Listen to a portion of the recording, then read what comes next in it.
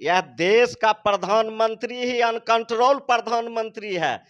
आज इंडिया के नाम पर मोदी जी को इतना चीड़ हो रहा है। इस बार इस देश में बीजेपी का आता पता नहीं रहेगा। उपेंद्र कुशवाहा को सोचना चाहिए कि बिहार की धरती ऐतिहासिक धरती रही है। उपेंद्र कुशवाहा अपना सोचे कि उनका क्या होगा, इंडिया पर मत सोचे। भाजपा जैसे बहरूपिया लोग और कौन कोई है, उनका तो नाम भी बदलता है, कौम भी बदलता है। धरती पर इस बार बीजेपी और आरएस को धूल चटाया जाएगा। इनको सिर्फ धरफरी लगा हुआ है कि कब हम बड़ा नेता बन जाए।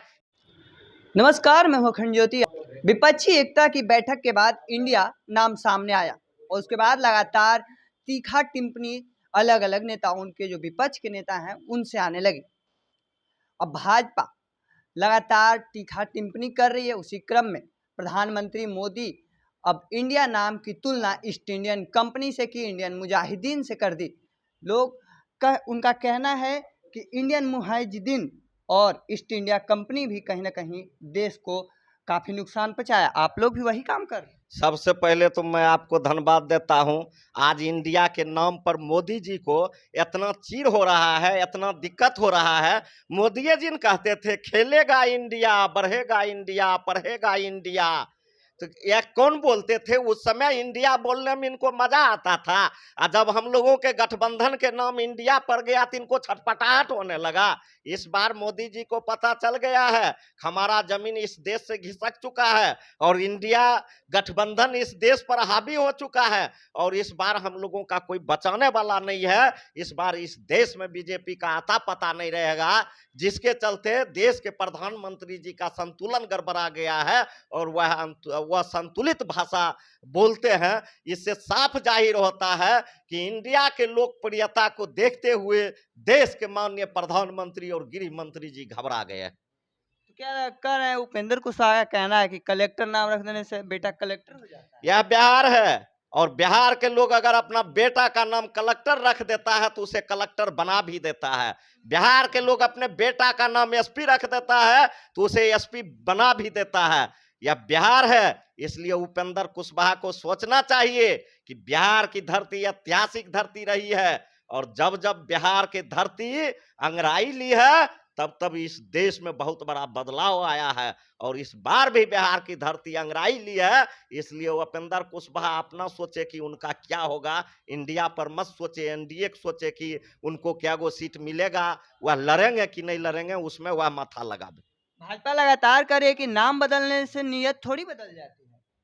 सबसे पहले तो भाजपा जैसे बहरूपिया लोग और कौन कोई है, उनका तो नाम भी बदलता है, कौम भी बदलता है। हमने एक इंटरव्यू देख रहे थे, एबीपी न्यूज पर दे रहा था गृह मंत्री जी, तो उनको बोला कि 15-15 लाख रुपया खाता में चल गया, तो गृह मंत्री जी बोलते हैं वह तो जुमला है। वह अपने एबीपी न्यूज में कहते हैं प्रधानमंत्री जी को, जिसको देश के संसदीय भाषा प्रणाली का ज्ञान नहीं है, जिसको संविधान का ज्ञान नहीं है, वह लोग देश क्या चलाएंगे। तो जब यह लोग खुद अपने आप को कबूल कर रहा है कि हम लोग जो है झूठ बोलने वाले लोग हैं, हम लोग फसाद करने वाले लोग हैं, हम लोग देश तोड़ने वाले लोग हैं, हम लोग संविधान में विश्वास नहीं रखने वाले लोग हैं और हम लोग संविधान जलाने वाले लोग हैं, वह लोग दूसरे पर टीका टिप्पणी नहीं कर सकते हैं।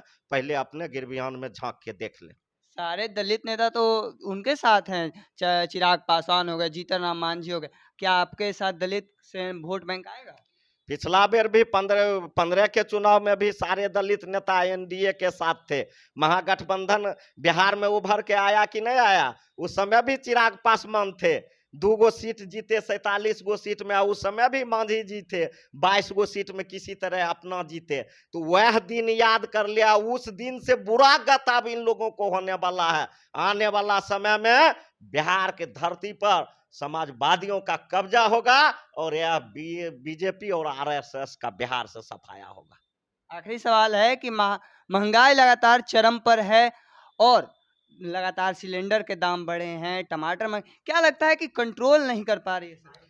यह देश का प्रधानमंत्री ही अनकंट्रोल प्रधानमंत्री है। इनसे कुछ कंट्रोल होने वाला है? इन्होंने बड़ी डींग हाँका था, हम देश के प्रधानमंत्री बनेंगे, पेट्रोल 30 रुपये कर देंगे, हम देश के प्रधानमंत्री बनेंगे तो 300 से नीचा गैस के दाम कर देंगे, हम देश के प्रधानमंत्री बनेंगे सभी लोगों के खाता में 15-15 लाख रुपया जाएगा, और हम देश के प्रधानमंत्री बनेंगे तो इस देश में जो है महंगाई कम होगा। क्या हम पूछना चाहते हैं, जो लोग वादा किया था इस देश के प्रधानमंत्री, वह अपने वादा पर क्या खरा है? अगर नहीं खरा है तो इस देश की जनता इस बात को समझ चुकी है, और आने वाले समय में बीजेपी के हर क्षेत्र में जमानत जब्त किया जाएगा, करा दिया जाएगा, और उसको बिहार की धरती पर इस बार बीजेपी और आरएस को धूल चटाया जाएगा। यह बिहार की धरती है। मुकेश सहनी आरक्षण के लिए निकले हैं। आरक्षण जो देगा उसके साथ गठबंधन करेंगे, गठबंधन नहीं तो वोट नहीं कह रहे हैं। मुकेश सहनी जी को नहीं पता है, शायद वो नए नए नेता हुए हैं इसीलिए उनको पता नहीं है। आपको समझना चाहिए कि मुकेश सहनी में जो सहनी जाति के लोग हैं उनको तो आरक्षण वह लोग दे ही दिए हैं। माननीय मुख्यमंत्री जी जिस समय आरक्षण की बात और सब लोग को जिस समय अनुसूचित जाति में शामिल कर रहा था, तो आपको मालूम होगा कि मल्लाह जाति को उन्होंने अनुसूचित जनजाति में शामिल करने का काम किया। तो अब यह आरक्षण कौन आरक्षण का बात कर रहा है? तो यह इनका अपना राजनीति है, इनको अपना राजनीति रोटी सेकना है, इनको अपना राजनीति करना है। इनको न मल्लाह से कुछ लेना देना है, न निषाद भाई से कुछ लेना देना है। इनको सिर्फ धरफरी लगा हुआ है कि कब हम बड़ा नेता बन जाए, इसी के लिए यह छटपटा रहे हैं। और हमारे जो है सहनी मल्लाह भाई हैं उनको यह ठग रहे हैं, और यह सब दिन ठगते रहेंगे, और हमारा यह मल्लाह भाई भी समझ रहा है। इनको केवल अपनी राजनीतिक रोटी सेकनी है, और ये मल्लाह निषाद भाइयों को ठगने का काम कर रहे हैं। तमाम बातें कहते नजर आ रहे थे राजद के विधायक रामवृक्ष सदा। आपने देखा क्या कुछ कह रहे थे।